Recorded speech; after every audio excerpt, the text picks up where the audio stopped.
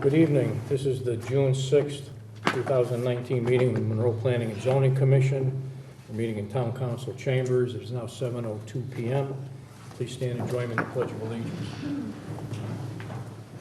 Pledge allegiance to the flag of the United States of America and to the republic for which it stands, one nation, under God, indivisible, with liberty and justice for all. Commission, please introduce yourself, starting on my right. Ron Condon, alternate. William Porter, Chairman. Paul Lisi, Secretary. Mike O'Reilly, Vice Chairman. Will Agresta, Planning and Zoning Administrator. Rick Schultz, Town Planner. Sarah Stroud, Recording Secretary. And Commissioners Wilk and Ambrosi are absent this evening, and Commissioner Maini, we're not sure. Item number 3, organizational administrative matters, we have none. Item 4, general public participation. Is there anyone here who would like to address the commission on an issue that's not related to an open application or hearing? Okay, seeing none, we'll move on. General appointments. GA 2019-03, Mary Mazzella, proposed zoning regulation text amendment concerning restriction of hours of operation in I-3 district. Is Mary here? Mary is not here today. I'm her husband, Craig Mazzella, Okay. representing her. Okay, name and address for the record? Okay, sure. My name is Craig Mazzella, 18 Pheasant Lane. Okay, the purpose of a general appointment is to have a open dialogue, non-binding conversation with the commission on any topic of your choice. So, Okay. Again, anything that we discuss is non-binding. Sure.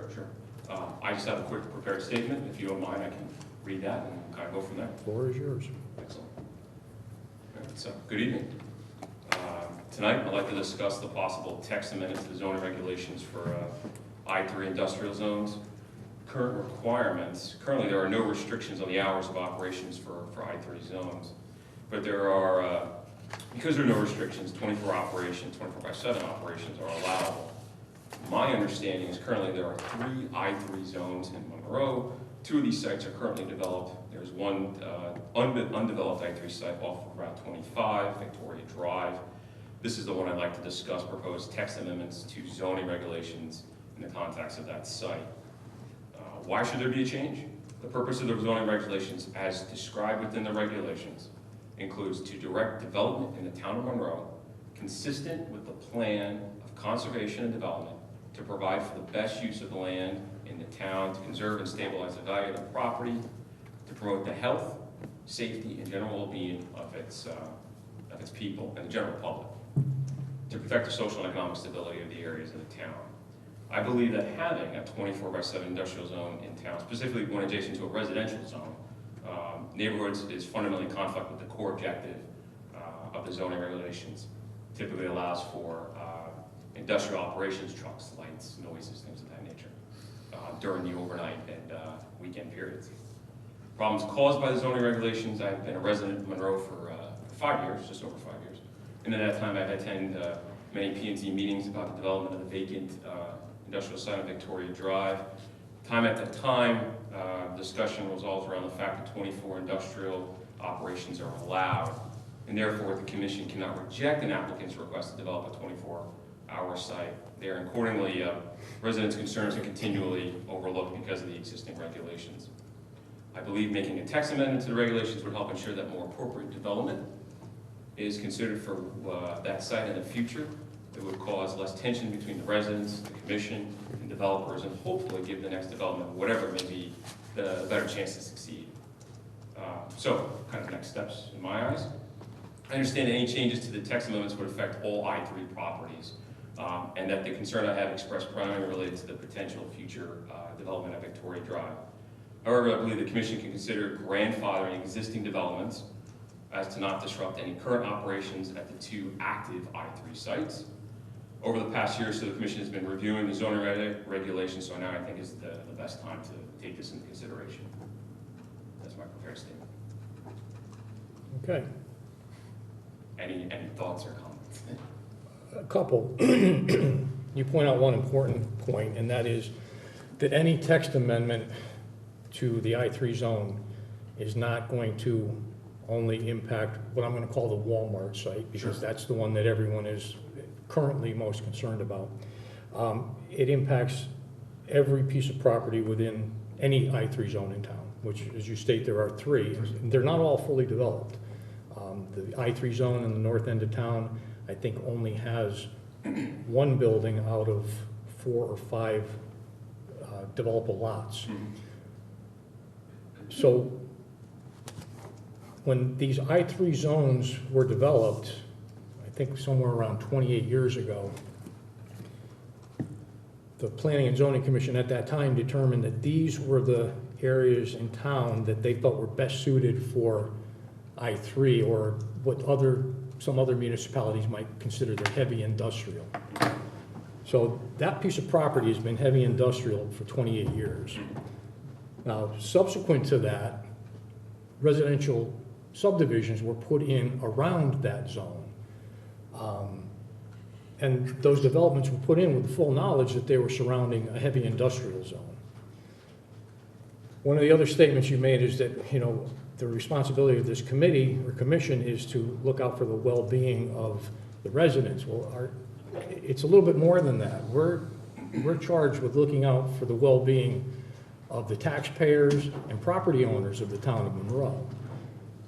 Now, some of those property owners own I3 lots, and they feel that it's their right as a property owner in a heavy industrial zone to be able to do certain things, which are spelled out in our regulations currently.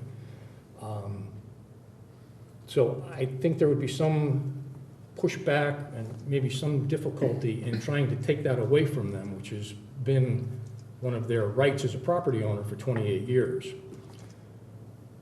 We have probably some of the most stringent noise regulations in the state that impact all of our industrial zones.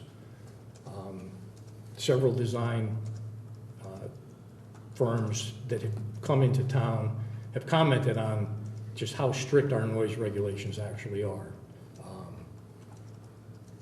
And in addition to that, any activity that takes place in an industrial zone has to be done through a special exception permit.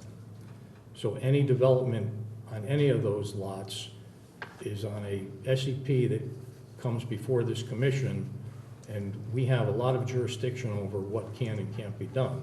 As you know, when we had our last application on that piece of property, we restricted, actually the property owner thought we put such major restrictions on it that they ended up not doing the project and went somewhere else. But, we have the ability to, based on project by project requirements, we can limit their hours, we can put other requirements on it, such as the no backup alarms, no compression release brakes, So I feel that the commission, without enacting a text amendment such as you're proposing, has a great bit of power and latitude over what can be developed on those particular pieces of property. And my opinion is that we should not enact any kind of a text amendment to that regard, but leave it up to the SEP process to handle it. And that's me speaking. Sure. Anyone else wants to chime in? I agree. I mean, restricting hours of operation are usually done on at the SEP level where, I don't even know, it would be, if we restricted hours of operation on undeveloped properties, I don't think that would hold up. I think we'd be subject to being sued for that.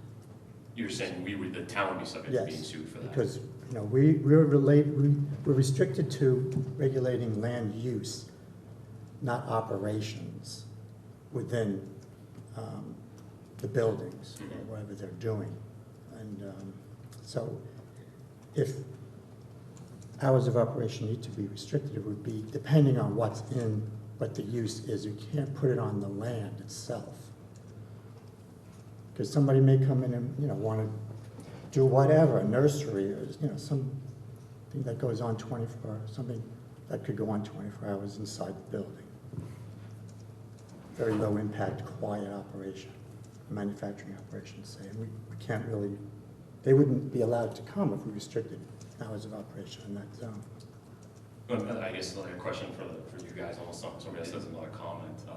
Do you guys feel, it sounds like you do, that having, you know, I understand that 28 years ago that the property was zoned industrial, and in that time a lot has changed, but has there been consideration into, you know, the fact that things have changed quite a bit? I understand that the restrictions that Mr. Chairman, you talked about the restrictions that you're trying to guys put in and making sure that things aren't so there, but you know, a lot has changed in 28 years. Doesn't it warrant kind of taking a look and understanding, does this make sense in this time and considering what we're trying to do here? Well, look at it from the viewpoint of the property owner. You know, regardless of the fact that nothing has been developed on that site in the 28 years that it's been zoned I3, the owner of that property still has the right to develop that property. Sure. Under the terms of those requirements for that zone. And, you know, if you owned that piece of property and you were suddenly told, well, by the way, you can't do that anymore, you think maybe it could open the town up to a lawsuit? I mean, they were talking, what's the word? Potential, I guess. I understand Yeah. it's hyperbole, not hyperbole, but I equate this very much to properties that are built adjacent to the Merritt Parkway. And a developer goes in and puts in a subdivision along the Merritt Parkway, and then the residents start complaining about the noise from the highway, and the state has to go in and put in sound barriers because someone built a highway, if someone built a residential development next to a highway that's been there for 60 or 70 years. You know, even though nothing is on that piece of property and nothing has been on it since the time that the subdivisions went in, it was a piece of industrial property when the subdivision was built. And to then tell, as I said previously, to then tell that property owner that you no longer have the right to do what you want to on your property because someone else built adjacent to you. You know, it just, I don't think it's morally correct. You know, we have done everything we can regulation-wise to protect the residential zones.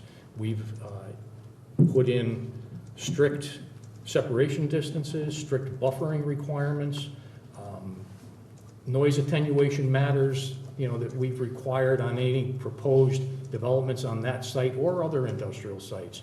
So we are cognizant of the fact that there are people living in relatively close proximity to these sites. But the fact of the matter still remains that the owners of those sites have the right to develop those sites as I3 properties. oh, I understand. I guess And bear in mind that we have no such limitations on our business zones. You know, many years ago, but there was a Grand Union down where Stop and Shop was that was open 24 hours a day. You know, deliveries coming in 2, 3 o'clock in the morning, and you know, it's all allowed in the business zones. There are no restrictions in the business zones like there are in the industrial zones. So. Understood. I guess from my standpoint, I mean, past history doesn't dictate the future, right?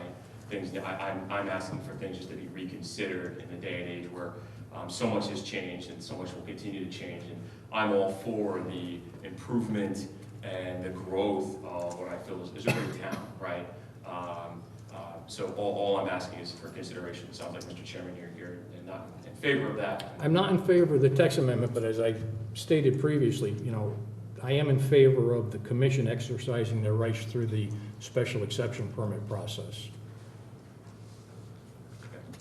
I guess any other thoughts or comments? I agree with that, Chairman.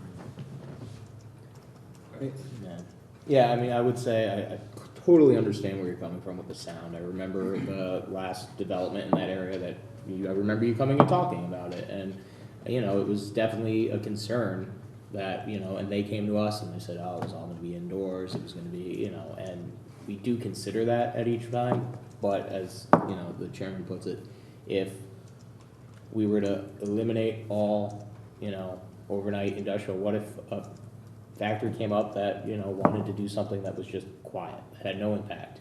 They said there would be no trucks or deliveries coming at night. It's literally just housing people that are going to take care of the product or whatever that might be at night, growing certain plants, something along those lines. Something that's not going to make a noise, that's really just going to be contained inside a building, and to just turn that away before it could even start.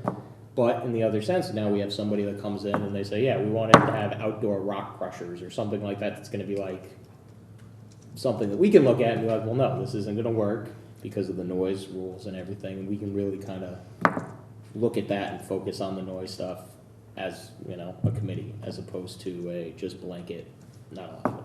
So that's why, again, the text amendment, I'm with them. I don't like it as the broad text amendment, but I do understand the need to, respect the neighbors, and the idea of we're not going to eliminate an industrial zone. I don't think that's something, if that was kind of what you might have been. I wasn't inquiring. But the idea of thinking about potential other options within an industrial zone that could be used, as opposed to the idea of just a big industry, and whether it be stuff that could work within that zone also, is something that I think we all are constantly considering. I don't know if that helps. Any other thoughts, comments from the? Yeah, I personally would, be willing to look at the details of the language in the regulations, such as 24 operations doesn't necessarily mean that, it's outdoors, or does that just mean that it's, deliveries? Or is it, rock crushing, at midnight? So, I think, I personally would be willing to look at the specifics of that, but as the chairman pointed out, that, the last application on that site, we really scrutinized, the noise issues and the operations. So I think regardless of who comes in, and regardless of what industrial site it will be, that comes in for an application, we do a pretty good job of, making sure that that sort of thing is being addressed. As well as the strict noise ordinance that we have in place already. And again, as Mr. Porter mentioned, it's an existing site, the industrial site, and the residents came in later. So it's something that should be expected from that area. But you're open to the potential thought of just revisiting it and just taking a look to see, does it still make sense? Yeah, just You personally, personally, that I would that's be willing completely to review it. Yeah, that's it.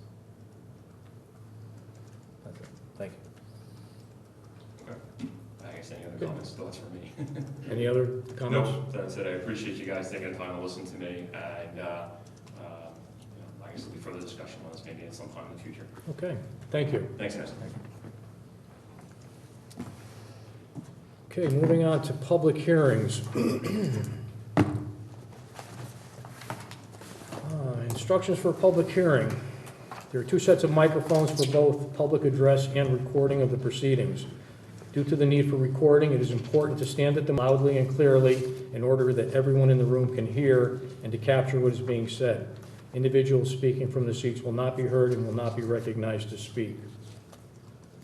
Order of the hearing of an application. Points of order and responses will be entertained. Exhibits will be read for the record. Applicant and/or representatives will present the application and will answer commission questions.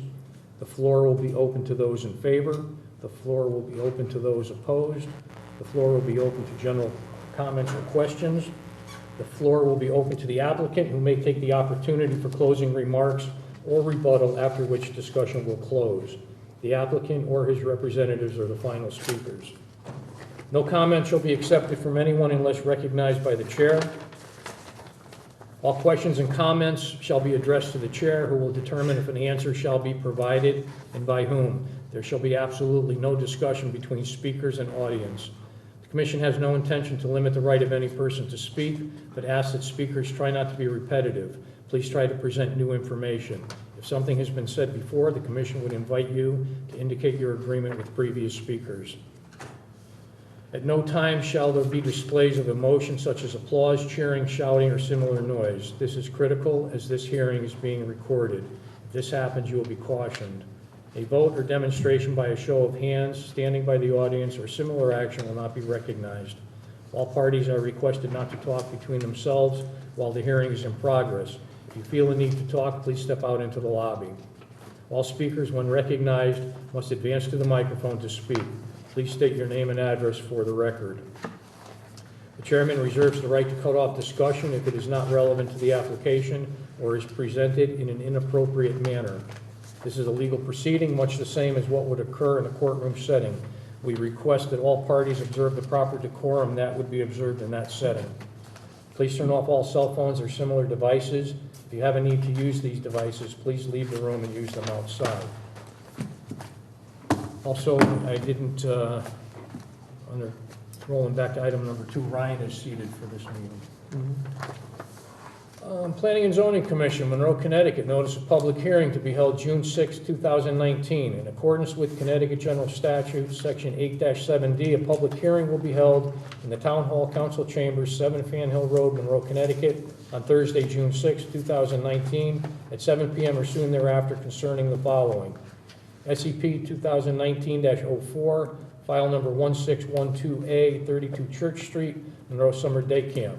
Application for a special exception permit to operate a seasonal summer day camp, child daycare center use from June 24th through August 23rd, 2019, with the hours of 7:30 a.m. to 5:30 p.m. for campers between the ages of 3 and 12 at the Monroe Congregational Church located at 32 Church Street within existing facilities. Applicant Karen Mucciarino, Monroe Summer Day Camp, owner Monroe Congregational Church. Complete details and copies of all related materials associated with the above matters are on file and available for viewing in the Monroe Planning and Zoning Department office. And this public notice was in the Voices on Wednesday, May 22nd, 2019, and Wednesday, May 29th, 2019. Will, what do we have for exhibits? Exhibit 1, special exception permit application with attachments. Exhibit 2, planning and zoning AOT comments. And Exhibit 3, health department AOT comments. That is all. Okay, for the applicant. Give the green cards. I do. And Exhibit 4 will be the receipts of the mailing notice. A couple did not come back. That's fine. One of them, Okay. one of them is the Department of Public Health, but I called today. I mean, I did track it today. You just have to send it. You know, they don't. Yeah, they received it, but I don't know why I never received it. That's okay. You did good.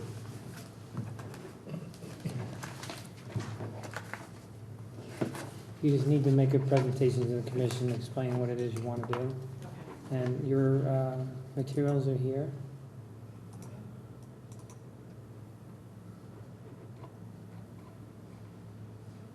You just tell me and I'll move it around for you. Right now, I'm just going to read. Sure, go ahead. Okay. My name is Karen Mucciarino. I live at 121 Wheeler Road, Monroe, Connecticut. I am looking for a special exception permit. I'm looking to start a summer day camp at the Monroe Congregational Church, the Rexford House, at 32 Church Street, Monroe, Connecticut. Our youth camp means a regularly scheduled program that runs during school vacations. A day camp means, by the state of Connecticut, that any youth camp which is established, conducted, or maintained on any parcel or parcels of land on which there is located dwellings or buildings intended to accommodate 5 or more children who are at least 3 years of age and under 16 years of age during daylight hours, for at least 3 days a week, with the campers eating and sleeping at home except for 1 meal a day, which they bring themselves. The program is 9 weeks and runs from June 24th to August 25th. Our camp hours will be, regular camp hours are 9 to 4, with extended day from 7:30 to 9 and 4 to 5:30. We will have campers from the age of 3 to 12 years old. Everyone will be toilet trained. There will be no diapering occurring at camp. The typical camp day begins with parents pulling into the parking lot adjacent to the Rexford House off of Fan Hill Road. This parking lot has 45 spaces. They will park their car and walk campers to the building, where the campers' counselors will be waiting. Children will be greeted by their counselor and taken inside with their day to begin. Depending on the age or grade schedule, after opening meetings, some will go to art, some will go to playground, some will go to Lego lab, some will be scheduled to do a group activity. This can be a craft, a game, etc. We will be on field trips 2 days a week and have themed activities at camp such as arts, crafts, games, structured play, team building activities. Campers will rotate throughout the day with this schedule, so everyone is always accounted for and gets to do all activities. The children will gather for lunch in the main hall. Campers as well as staff will bring their own lunches. After lunch, the day continues, so does our schedule. Campers will either go to art, group building activities, playground, or Lego lab. This schedule is continued throughout the day when we are on campsite. The day may change, but the schedule usually remains the same. Pickup is basically the same as morning drop-off. Parents will park their car in the parking lot on Fan Hill and come to the counselors to get their children that their child is assigned to them. Sign them out and take their child. On field days, drop-off and pickup continues to be the same. The bus will arrive after drop-off and park in the parking lot. Off of Fan Hill, counselors will walk their campers to the bus. The same procedure will continue when they return to camp. Our staff has worked many years with children in camp setting and this schedule. Drop-off, pickup, and extended day. It has worked perfectly. Most of our staff are returning educators and feel this camp would benefit all facets of families in Monroe. Working families, stay-at-home families, children who just need schedules and socialization. We have had enough staff and CIT counselors, which are counselors in training, to more than cover the state guidelines. The guidelines are a 1-to-9 ratio of children under 6 years of age and 1-to-12 for children 6 years of age and older. It is very hard to tell at this point the number of campers coming to camp because it is our first year under this name. We are equipped with staff to handle up to 60 campers, but expect this year to be around 30 campers per week. There is not any other business running during camp hours at the Rexford House or the Monroe Congregational Church. They have a preschool on the premises, but that has already ended and does not begin again until mid-September, which camp is already done at that time. Most of our staff is in the educational field and enjoys working with children. Staff will be parked in the overflow parking lot located on the Monroe Turnpike side and will not interfere with parent parking. Let's see. It says, thank you for the special exception for our summer youth camp in a timely manner. Okay. I had to do an amendment. Do I read that now? That's the amendment. That's the one of all the parking spaces. General statutes are 8.2.2. The existing building has operated over 25 years and has not nor will impact the neighborhood. The parking lots on the site were previously approved. The parking lots are in good marked condition and location. The entrance and exit has an easy access and will not be changing or impacting the neighborhood or exists. The purpose use is consistent with using the existing use of the building and parking lot, which is used during the rest of the calendar year and anything church related. All existing business would normally be empty during the summer months in this location. We will be using the same building in the end of the same permit use. We will be conducting camp during normal business hours. We will be using existing children's playground in current conditions of the building. There are 45 parking spaces plus 2 handicap in the front by Fan Hill side. In the back parking lot, there is another 22 parking spaces plus 1 handicap space. The town allows for 1 parking space for 5 children plus 1 parking space for each employee, administrator, and owner. The employees, administration, and owners will be using the Route 111 parking lot side. Monroe Summer Day Camp is working with staff of Monroe Planning and Zoning to prepare this application and will answer any other questions that arise. Our state and health applications have both been approved at this time. The use of our camp will not generate any additional use of public facilities such as fire and police, and they are more than accommodating if any problem arises.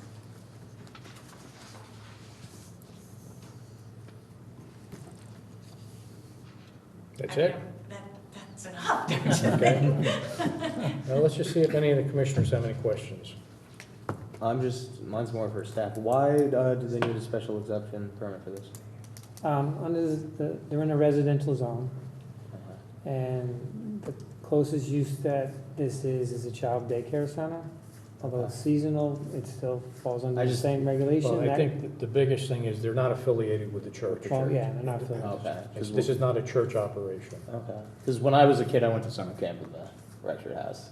It was probably run by the Monroe Congregational I Church. don't think so. It was a science, maybe it might have been. I mean, There's I a was a lot kid, of- but it was a summer camp there. There are a So- lot of things that operate in town, forget about camps, other things too, Yeah. that maybe didn't Okay. realize that they needed it. No, there's a lot of camps going on right now in the town that I've been told I'm the only one that has come forward and do things this way, like the first week of summer right now at Fawn Hollow, and it states right on the website, they are not affiliated with the Board of Education, they're running a science you know what I mean? Yeah. But here I am, you know, Yep, that's, I mean, Yeah. that's my questioning of it. There is a I preschool dissected there. a squid, I think, in that building one time as a kid, so, I don't know, it just. There's also a daycare center there, there's also a daycare center in the other church, and they are Yeah, permitted Peter as Pan well. Church, But, you know, there's a lot of things that go on. yeah. Okay. No questions. My only question would be, there must be some activities taking place at the church itself, no, during the day? the It's completely- the pastor's here to tell you Funerals? guys. Funerals? Well, I mean, that's. I mean, I don't, do funerals take place at the church as I mean, needed? Yes, I mean, I would, of course, but that I can't. How would you handle that situation? Well, can she, I Sure. don't know how this, yeah. This is Jen. Hi, my name is Jen Gingras, Reverend Jen Gingras. I'm the senior pastor at the Monroe Congregational Church. And typically, our funerals are mostly held on Saturdays, actually, because that's the best day. People work Monday through Friday. So Saturday is the Monroe Day Camp would not be operational. Okay, thank you. Sorry, button in there. Okay. Thank you. It's a different staff than the daycare. Oh, what's there during the year, daycare or a nursery school? No, they have a Separate. separate nursery school that runs out of Separate there. staff, separate building.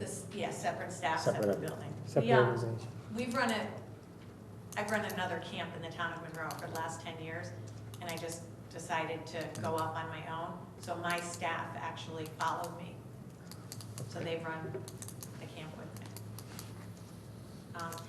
I know you keep calling it a daycare, but the state doesn't call it, like we're a totally different division, but I understand that's the closest For you the guys purpose have. of our zoning regulations, let's call it a daycare, Okay, okay? okay.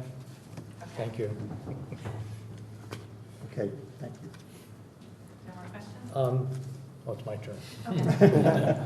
Okay. We already established that you're not affiliated with the church, you're a separate for-profit organization. You said you have your state permits? I do, I just actually got them yesterday. Okay, good.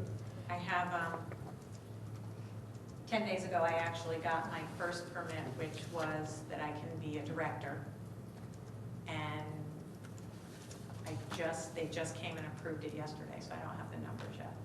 Okay, and there's a recommendation from the health department that the septic tank get pumped? It got pumped. It was pumped on Monday. Okay, thank you. Thanks. And they also, I think they looked it up and they said they opened it up with Monroe Septic and they said that everything looked good. Okay. That's all the questions I have. Staff have anything? Just go quick through my review. One of the requests is also a waiver of the A2 survey. There is what's on the screen is a copy of the approved site plan for the development of the church and the related facilities, which also requires a special exception permit. And they're not changing physical plan, so we use the plan, obviously. So there's no, in my opinion, a need for the A2 survey because it is relatively what you see is what it is. Again, since they're not doing any physical improvements or changes to the buildings or the site, they're in the historic district, but they don't need a certificate of historic appropriateness because they're not changing anything from a physical point of view. We went to the health department. You have the letter from the health department. They have the state approval, which obviously you can give us a copy of that. That's no big deal.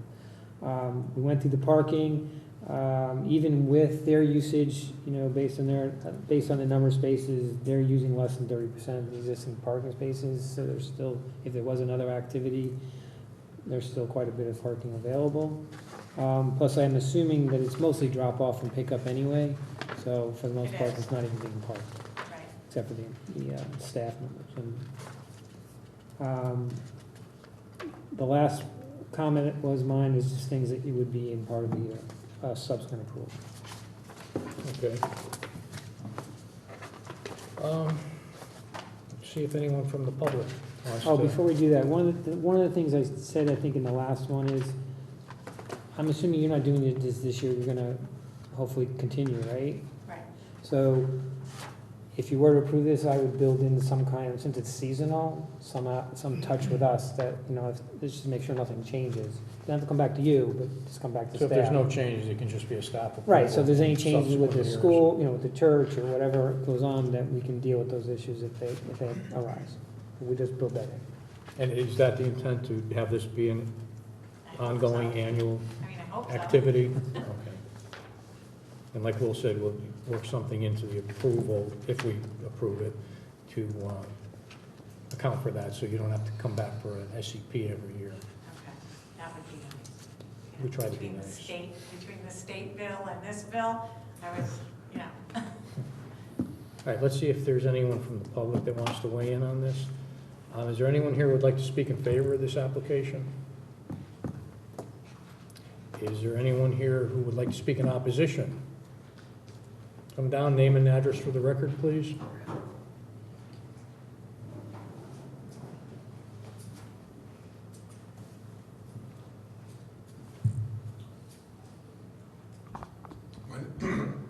My name is Chuck Warner. I live at 32 Fan Hill Road. I wanted to address the commission in opposition to this. The basis for this is for over 31 years, we've had a very positive relationship with Monroe Congregational Church, except for the period of time when the alternate school was there and the police had to be called several times for a variety of problems. The applicant talks about how this is a continuation of the existing use, but the Gingerbread Schoolhouse is only open from 9 in the morning to 12 in the afternoon, if I understand. Secondly, it only operates during the cooler parts of the year, when most of the children are inside during the day and people's windows are closed. During the summer, there may be up to 60 children rotating in and out of the property. Our property literally abuts it. The playground abuts our property, where the church filled in just for the parking lot, ends at the stone wall, so there's a significant drop-off where someone could fall and get injured.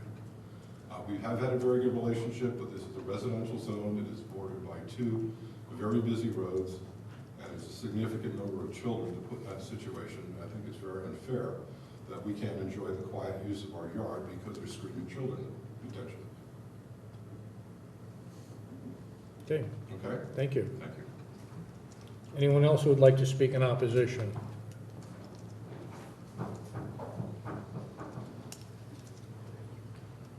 What's your name and address for the record, please? Hi, I'm Aaron McGoldrick, 758 Monroe Turnpike, right across the street. I guess I'm not really in opposition, it's more of concerns. I know that the dam road now is restricted to under 15,000 pounds, so any trucks, Monroe Police Department's been quoted in the paper as saying that those trucks are now going to continue on 111 down to 25. It's already a very busy road. I don't allow my children in the front of my house, which is abuts the church. And I'm just concerned with this many more children. She said possibly 30, but up to possibly 60 people. Again, it's more children running around several times a year with the different events that happen. I find people in my yard turning around in my driveways. It's not the best situation. I tolerate it when it's the Strawberry Festival or the Apple Festival, but I do have concerns that it will impact my family, my little children that are sleeping during the day, and they're 3 and 5 years old, so they still nap. I'm just concerned about the safety issues for both my kids and the 60 children that will be attending this camp. Okay, thank you. Thank you. Anyone else who would like to speak in opposition?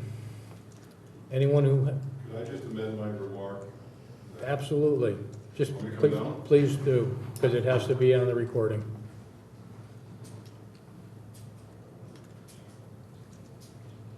I just wanted to add that the daycare center that's currently there, the nursery school, is ages 3 to 5. It's not an extended program. You don't have older children there. You have a different mix of children. Different children have different activities, and again, we're just concerned about quiet enjoyment of our property and the safety of the children. Thank you. Thank you. Anyone else who would like to speak in opposition? Okay, anyone with a general question or comment? Okay, seeing none, back to the applicant. You have an opportunity to either rebut any of the comments that were made or just make a closing comment to the commission.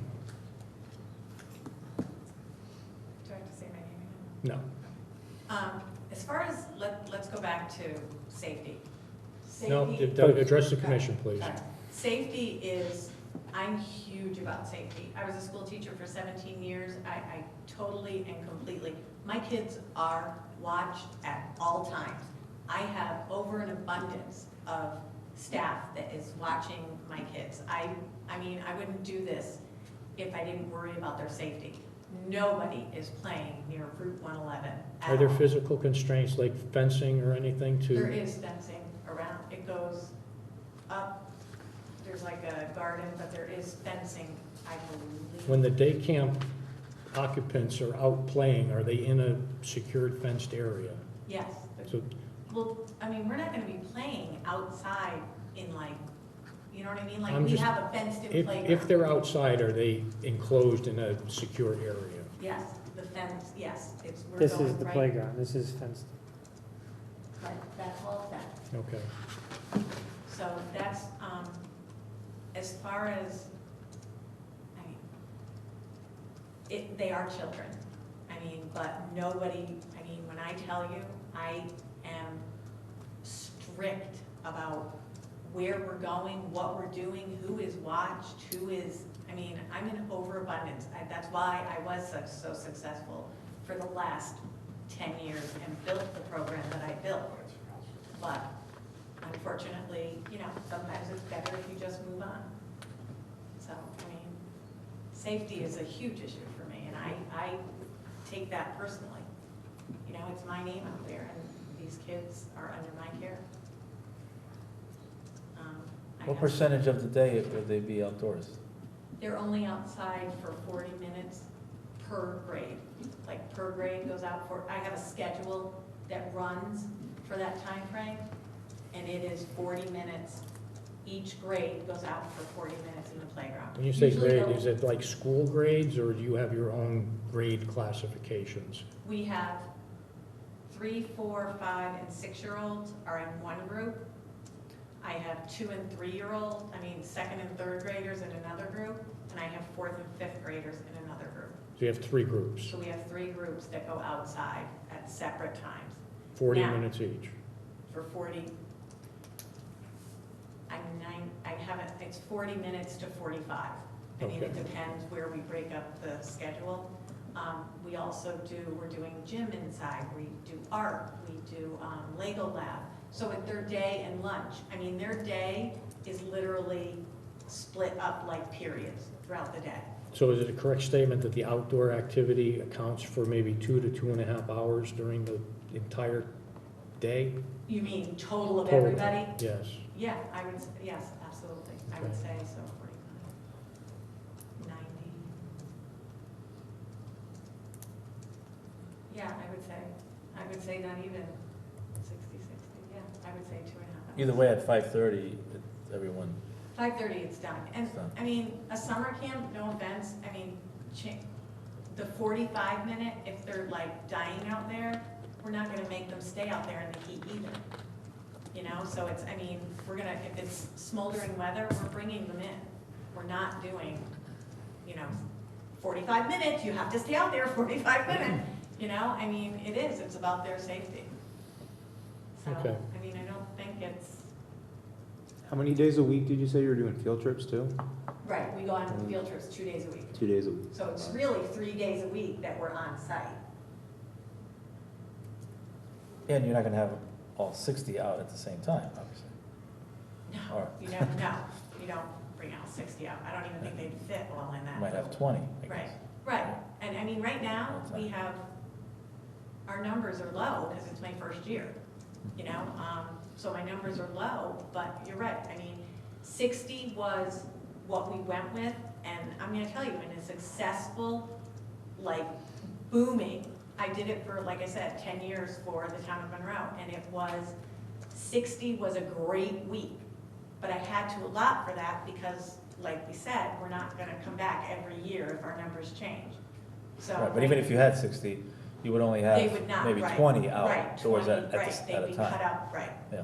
and they'd be out, you know.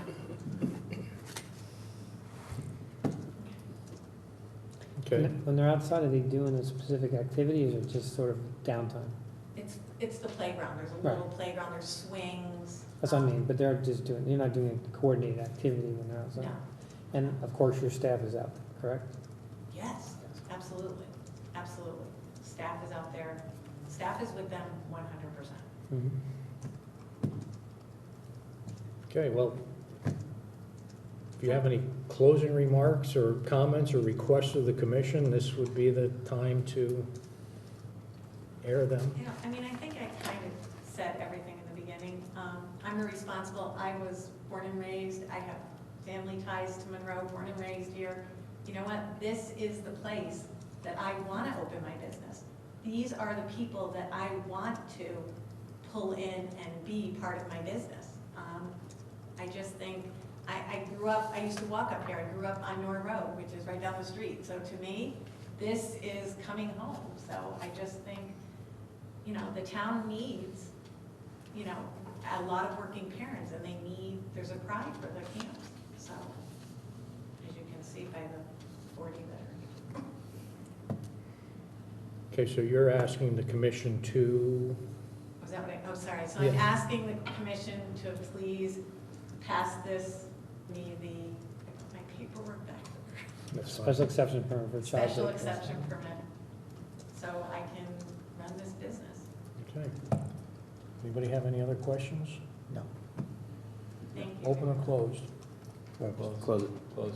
Okay. Hearing's closed. Thank you. They'll Thank you. deliberate later, Okay. but we're done with the public part. Okay, 7:49 PM. Next up, item number 7. We have a letter from Spath Bjorklund and Associates. On behalf of our client, we are granting a 14-day extension and able to attend the meeting scheduled for June 20th, 2019, to allow review of the land appraisal report necessary for the alternate to open space reservation on-site requirements. So at the request of the applicant, SUB 2019-01, file number 1264C, is postponed to June 20th. Item number 8, we have a letter from Solely Engineering. We respectfully request a continuance of the public hearing for the proposed zoning regulation text amendment for the Business District 3. We'd like to have our hearing continued to the next regularly scheduled meeting on June 20th. That's RAA 2019-05, file number 1006E. That has been postponed to June 20th. And that wraps up public hearings. Item number 10, site plan review and permit amendment modifications, we have none. Item 11, time extensions, we have none. 12, bond releases or reductions, we have none. Item 13, pending meeting minutes for May 16th, 2019. Start with a motion. Move to accept the pending meeting minutes from May 16, 2019 as drafted. I'll second. We have a motion, we have a second. I'll start off on page 6, under RAA 2019-03. Motion by O'Reilly, second by Ambrosi, and then it indicates the vote was 4-1, but we have 5 ayes and no nays. So that should be a 5-0 vote. Right.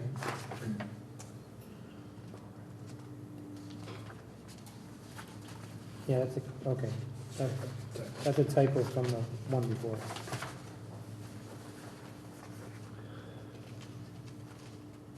That was the only note that I had. Anybody else?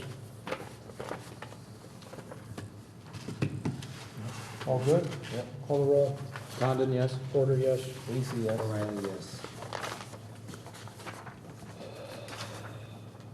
Pending application deliberations, determinations. Well, the only thing we have pending is the application we just heard.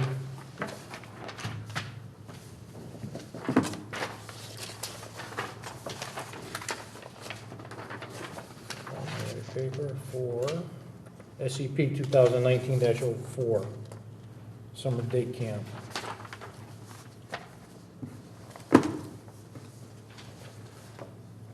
Thoughts, comments, concerns?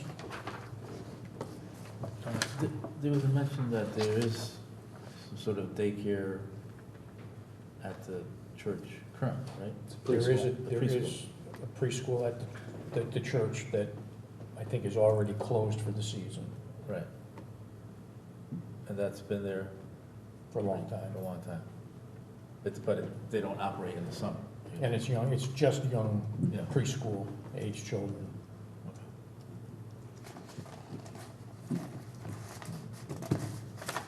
I'm good with the condition that they come back annually for administrative review.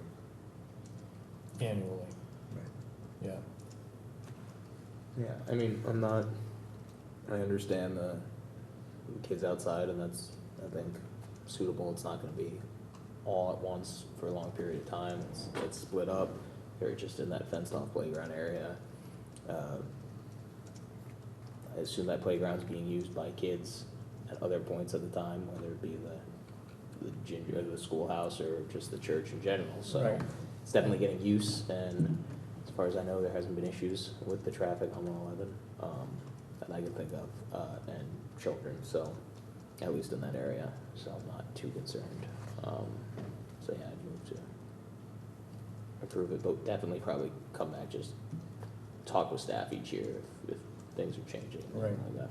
I understand the concern about the potential noise, but in lieu of the fact that the applicant has testified to us that it's limited to about 2 to 2.5 hours a day, and that's only 3 days a week. I don't think it's too much more than what is currently going on with the preschool. Yeah, that's my feeling as well. I don't think it's overly onerous. Yeah. The fact that the playground is secured so children can't wander off into the street is, I think that would be a state requirement anyway. And the playground is there, right? Yeah, it's an existing playground. It's an existing playground and an existing state-approved preschool Right. operation, so it meets all the state requirements.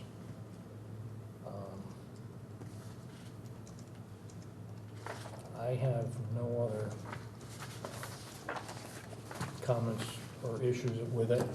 And you're okay with the waiver of the A2, right? Yeah, I meant to mention that. I don't see a need for a new survey. Anybody disagree?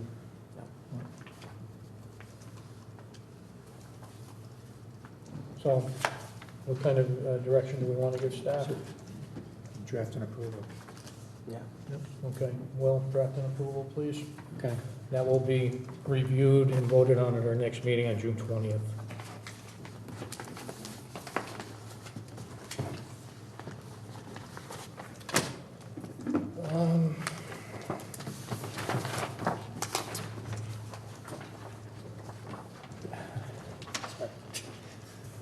Next up, regulation review amendment work session. I'd like to make a motion to enter an executive session for the purposes of reviewing the proposals submitted in response to the 2020 POCD, update RFP, and for discussion regarding the vendor respondents and vendor selection consistent with exempt records in accordance with Connecticut General Statutes, Section 1-210B, with invitation to include a town planner and planning and zoning administrator. All right, we have a motion to go into executive session. We have a second? Second. Okay, all in favor? Condon, yes? Aye. All right, we're going into executive session, 7:57 PM. This is a private meeting of the commission, and we'd like to ask everyone to please vacate the room.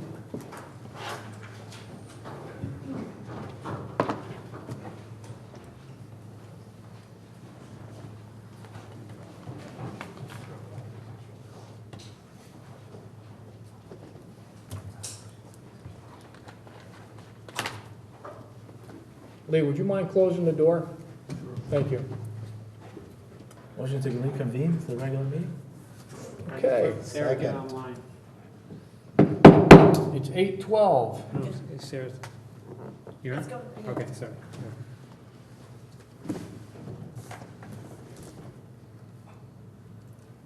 Motion to reconvene the regular meeting? Second. Have a motion, we have a second? All in favor? Aye. Okay. And I'd like to make a motion to select and engage Fitzgerald and Halliday as the 2020 POCD update planning consultant, subject to 1, acceptable contract terms, and 2, approval and endorsement of such acceptable contract by the town council and first selectman. Second.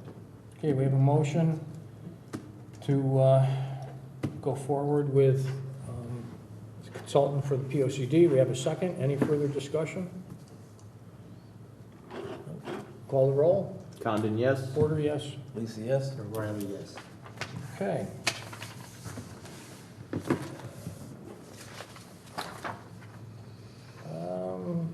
Item 16, correspondence other received.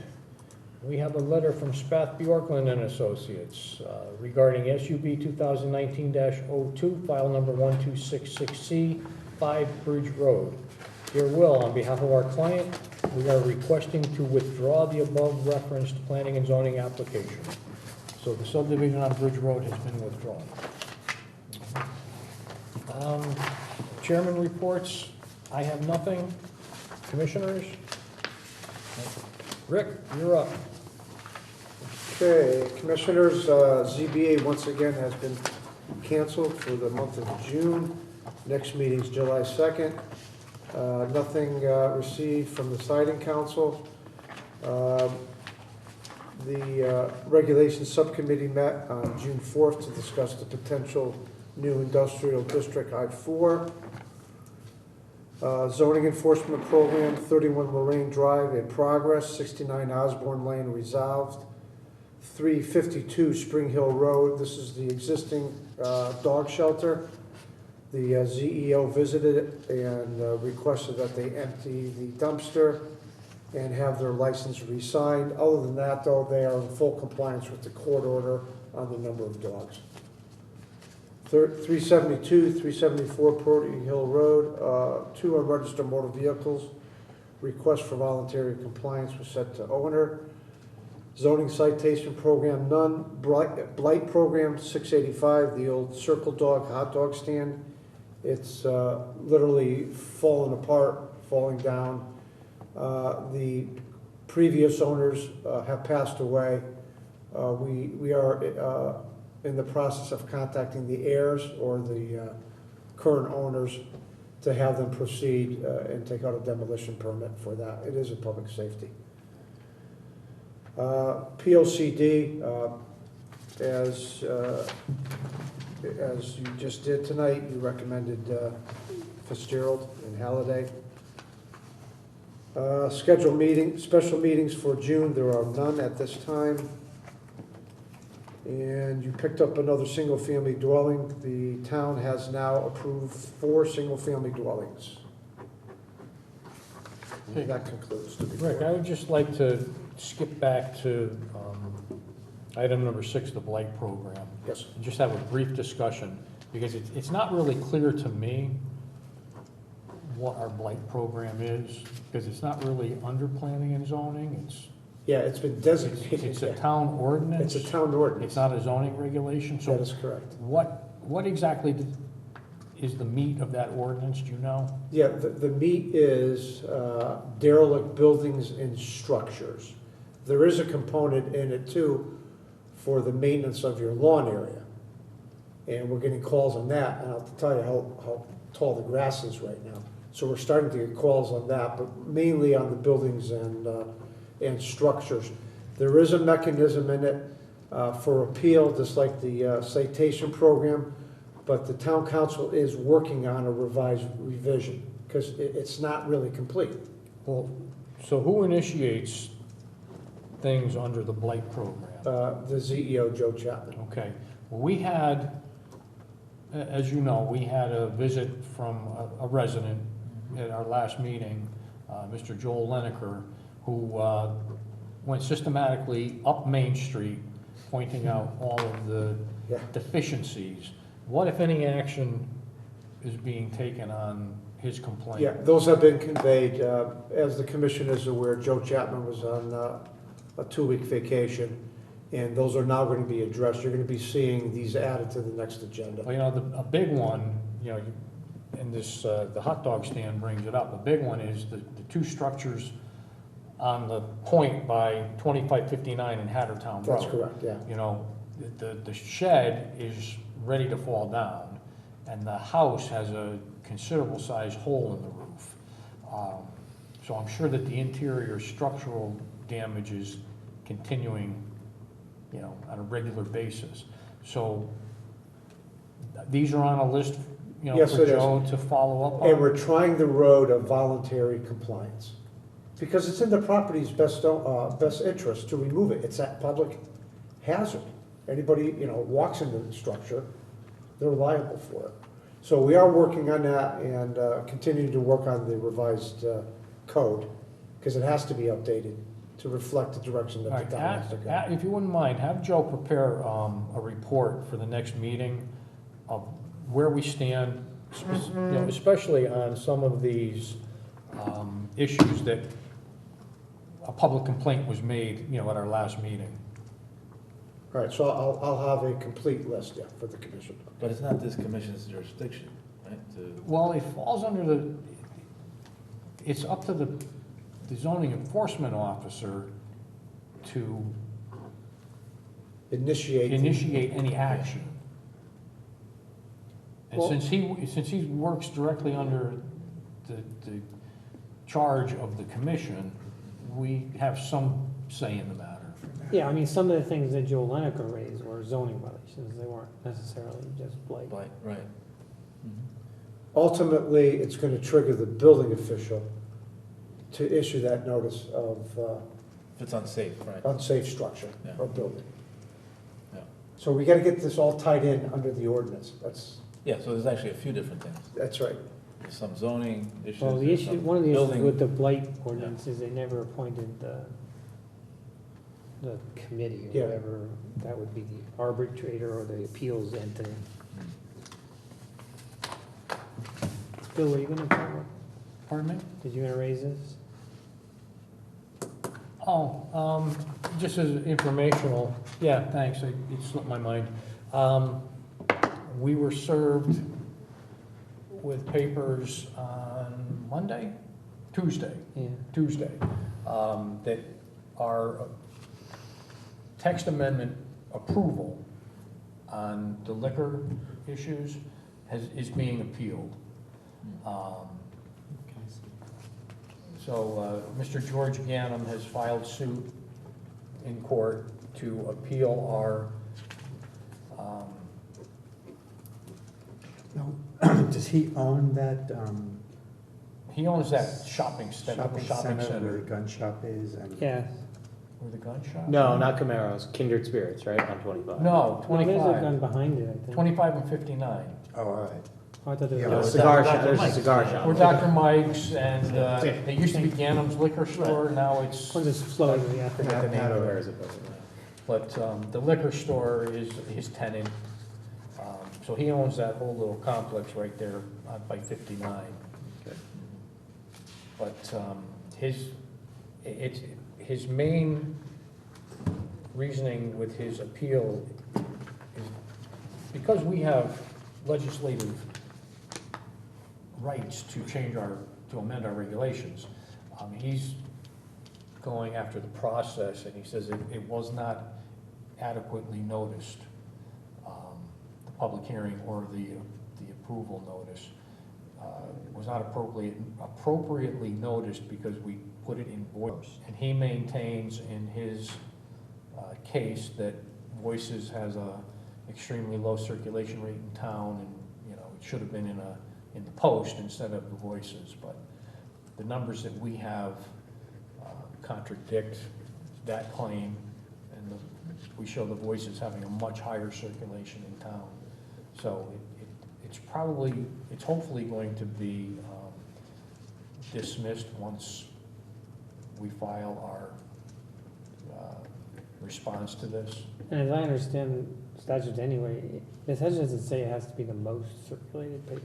It has to be a paper in general circulation. That opens the door for argument, what's that, but the difference based on his numbers isn't that much different anyway. Yeah. 8 versus 12%. 8 versus 12. Yeah, it's not much different. The reality is that the information we have is that Voices is much higher, more than twice what he's saying. Well, that's the information we have, yeah. It should be noted, all of the surrounding towns use the Voices. Yeah. We do. Southbury, Woodbury, everyone does. Well, that's because all the other small municipal papers are gone. All gone. Yeah, I'm In not fact, sure. and that just brings up a conversation I was having with someone earlier today. And maybe you two, belonging to some of the professional organizations that you belong to, someone has to start pushing the state legislature to change the regulations about noticing. They've been up on for bills and they either die in committee or don't get anywhere. I mean, because it's ridiculous. They should You know, all be online. I bet you in another 5 years, there isn't going to be a print newspaper. No, right. It should just go online. I'm not sure why the state legislature doesn't change it, but, I mean, It should go on the town's webpage. and we do anyway, Right. but that should be the standard, right? Yeah, but I am seeing a group of planners a week from tomorrow on ethics and law. So I am gonna bring that up next Friday, yeah, You sign up yeah. yet? But no, you still can do it. All right, anything else? Well, do we have a motion to adjourn? Move to adjourn this meeting. Second.